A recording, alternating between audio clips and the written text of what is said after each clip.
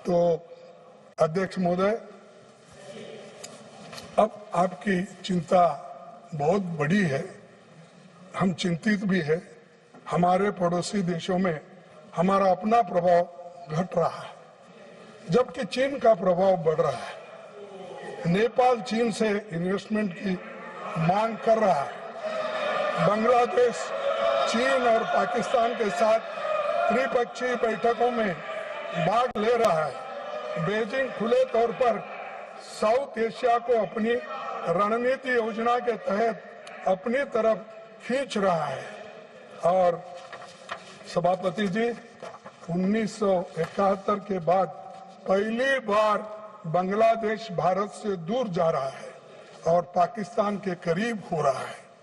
चीन की इतनी हिम्मत बढ़ गई है कि वो अरुणाचल प्रदेश पर अपना बेबुनियादी दावा ही नहीं कर रहा, बल्कि उसके भारतीय नागरिकों पर थोप भी रहा है। अरुणाचल प्रदेश की एक भारतीय महिला को सांघाई हवाई अड्डे पर 18 घंटे तक हिरासत में रखा गया और उसे कहा गया कि उसका पासपोर्ट अमान्य है और चीनी पासपोर्ट के लिए आवेदन करने की सलाह वहां के एयरपोर्ट वाले दिए। सर, आप भारत में हमेशा बोलते हम कभी झुकेंगे नहीं, हमारी छाती 56 इंच की है। ठीक है, किसी का शरीर बड़ा होता है, किसी का गोरा होता है, किसी का काला होता है। जैसा कि मेरी हाइट ज्यादा है, मोदी जी की हाइट उतनी है, शाह साहब की जरा हाइट कम है, अलग अलग बात है।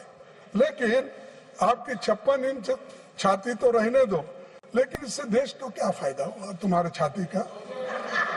चीन के खिलाफ एक शब्द भी नहीं बोलते, और बोलेंगे भी कैसे जब आपके ही विदेश मंत्री सार्वजनिक रूप से स्वीकार कर चुके हैं कि भारत अभी छोटी अर्थव्यवस्था है और चीन का मुकाबला नहीं कर सकते।